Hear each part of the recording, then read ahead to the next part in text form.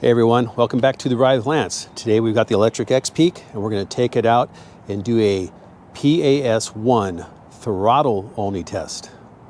This will be for those who want to get this bike and are going to use it more with the throttle instead of pedaling. So this is a video you'll want to see. So let's just get it going. Okay, we are going to start out this PAS1 throttle only test ride. You can see I zeroed out the miles, so let's just go for it. PAS1, there we go. Throttle only. So this is probably going to keep us probably around 8 or 9 miles an hour, I'm assuming. There's 8. So it looks like anywhere between 8.5 and 9 miles an hour. So this may take a while. I got a fully charged battery. We'll see how far it'll take us. I'm just hoping those clouds you see ahead of us don't decide to open up and rain, because that would kind of suck. If that happens, the day's over and I'll just have to start on it on another day. Do it again on another day. So the good thing about riding at this speed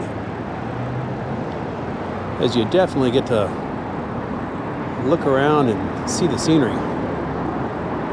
You don't have to always constantly focus on what's ahead of you because you're going too fast.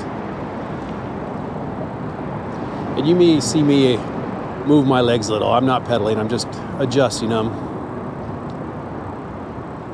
Because unlike a motorcycle where you'd have them both together on a center peg, one's always forward and one's always backward, and sometimes you just need to stretch them and put the other leg forward. But I will go out 5 miles, give you the data, show you what's going on, just like I do on the regular PAS test when I'm pedaling. And then we'll keep going.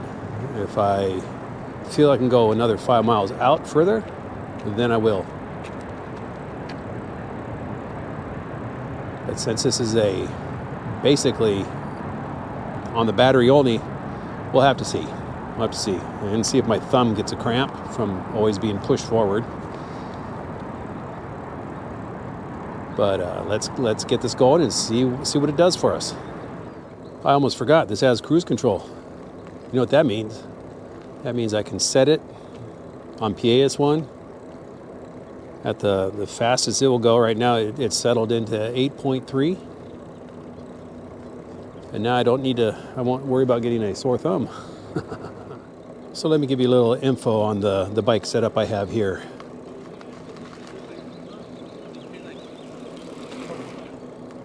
So like you've seen, I have this bike stripped down. That's the way I like it because I use this bike for off-roading. So I don't like having the fenders on or the racks on.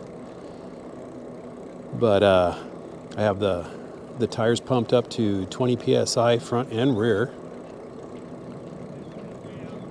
The only other bag I have is a center bag here for my wallet, my phone and keys and stuff. And then there's me. I weigh 250 pounds. So any results I get here, if you're a lot lighter than me, then your results will probably be better. Now, the path I'm riding is fairly flat. It does have its little ups and downs, but it never gains anything more than, say, 15 feet in elevation or loss. So we're consistently staying at between 8 and it looks like 8.3 miles an hour. Now there'll be 2 little areas where I think I'll have to give it a little assistance, but we'll see when we get there. So you might be asking yourself, who would want to just cruise in PAS1 without pedaling?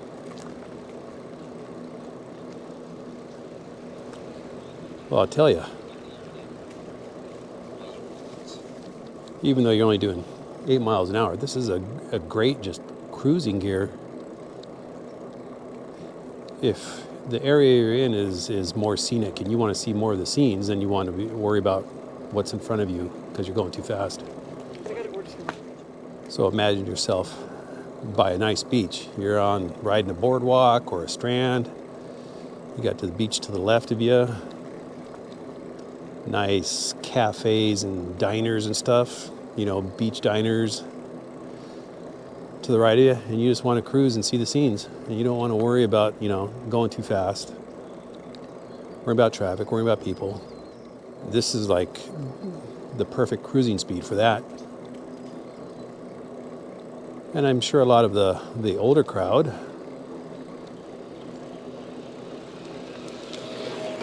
who don't want life to pass them by at 20 or 30 miles an hour would like this. Gives them more time just to be in the outdoors, seeing the scenes, not worrying about the traffic in front of them. Or you've already been on a long bike ride and your legs are just a little tired. And you don't want to set it at 15 or 20 miles an hour on the cruise control in PAS 5 and zip on back. Maybe you just want to cruise back and enjoy your way back from the ride that you just took. You don't want to pedal. You just want to set the cruise control and enjoy the scenery on your way back to where it is you came from. All right, we're almost 3 miles into this first section. Still got all 3 bars, not 3 bars, still all full bars, all the way across the screen up here. And I will check back with you at mile number 5. All right, there it is, the first 5 miles. You see down there, 5 miles. Still got on cruise in PAS 1. It's showing still that it's got all bars, but back there about 0.2 of a mile, it did drop a bar, but then that bar came back. So I think it's on the cusp of dropping a bar permanently, but we're going to keep going.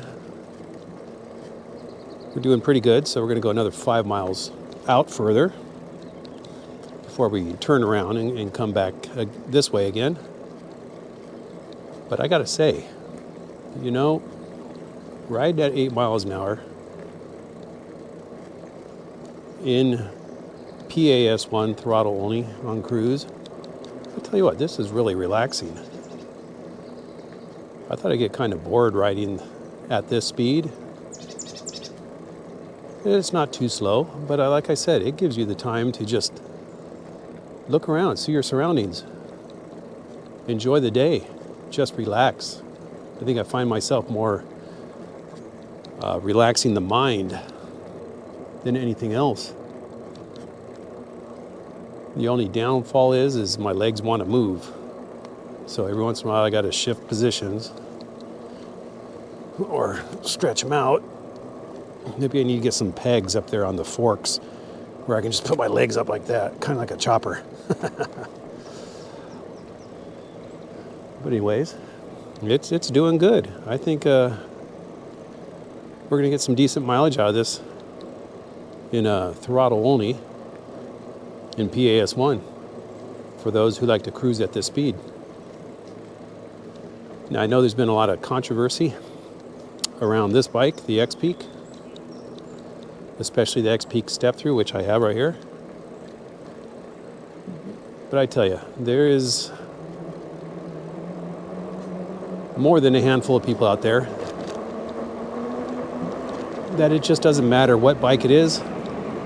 If it's not a $5,000 bike, they're going to bash it. They're going to say it's worthless, it's using cheap parts. Yep, this is one hill that I have to give it a little extra oomph to get up. Probably wouldn't have to do that in PAS 3 or higher. But there we go. Going again.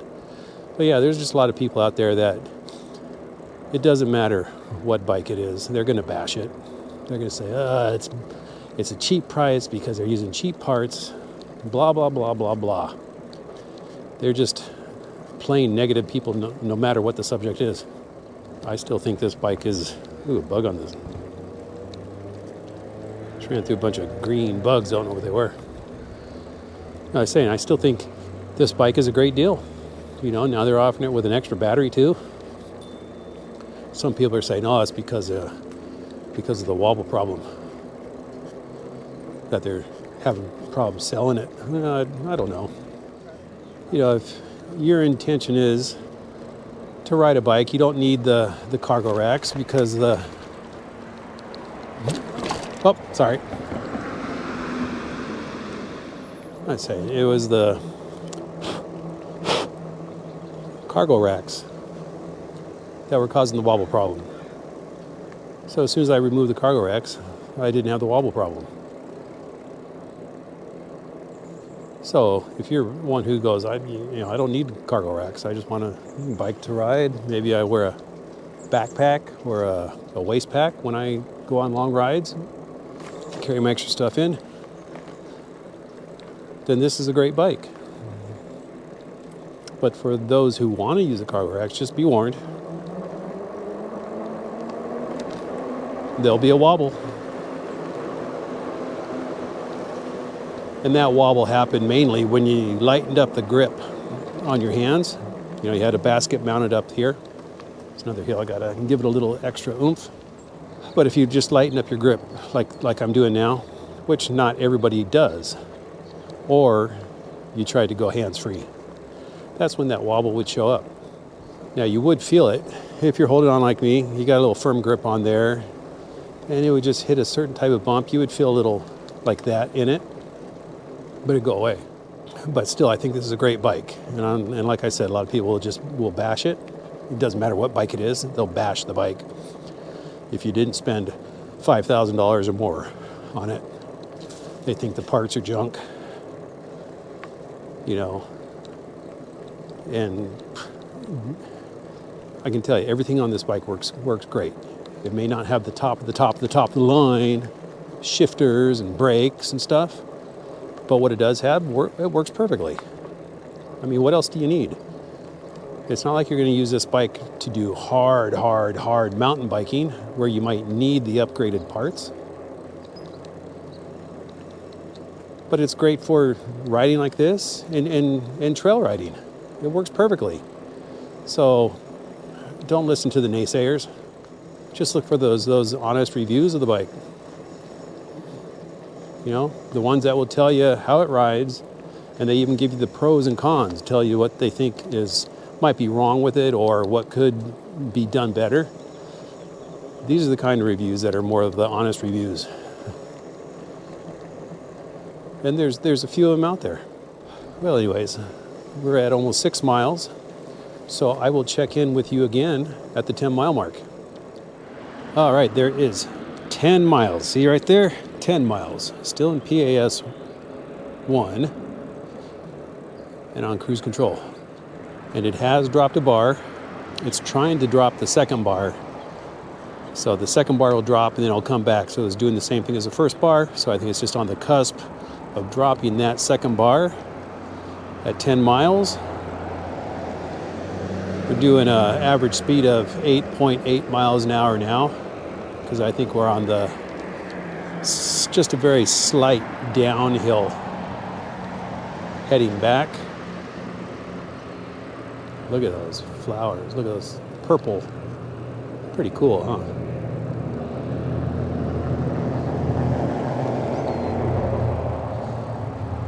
But we're going to keep going.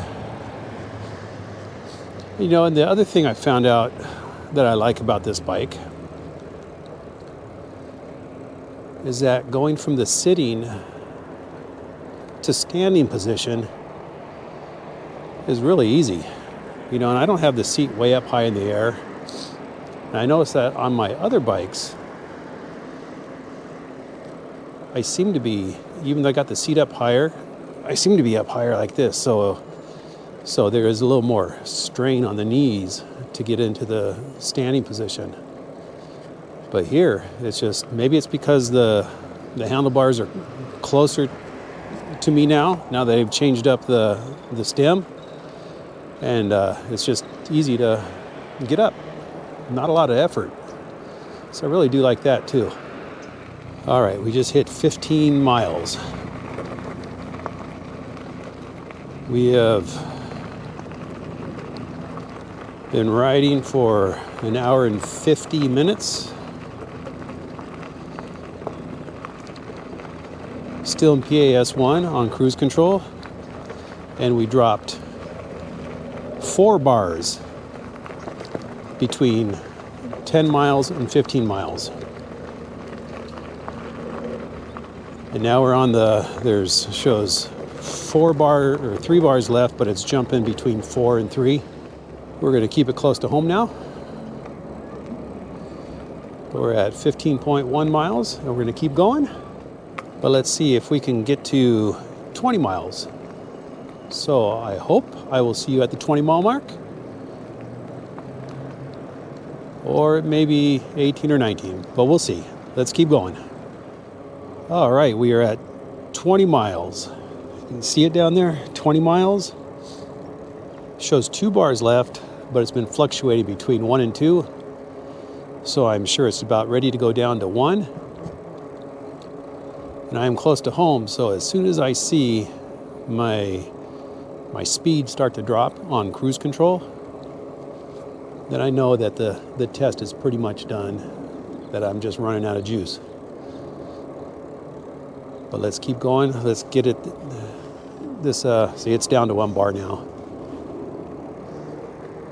So let me point it back towards home. See if we can squeeze out 1 more mile out of this, or more, before we see power drop, speed drop. And one other thing I wanted to mention about this bike is it is quiet. The only thing I am hearing really is the noise from the knobbies of the tires. I don't hear the motor. Well, it could be because I'm in PAS1 too. So it's not putting a whole lot of stress on the motor right now. But it is quiet. I mean, it is just a quiet bike. Kind of stealthy. Doesn't scare people when you come up from behind them. All right, there I'm going to call it. The power is fluctuating back and forth.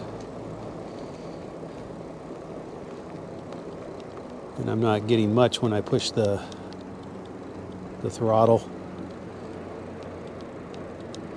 So I'm going to call it. We're at home here. And we are at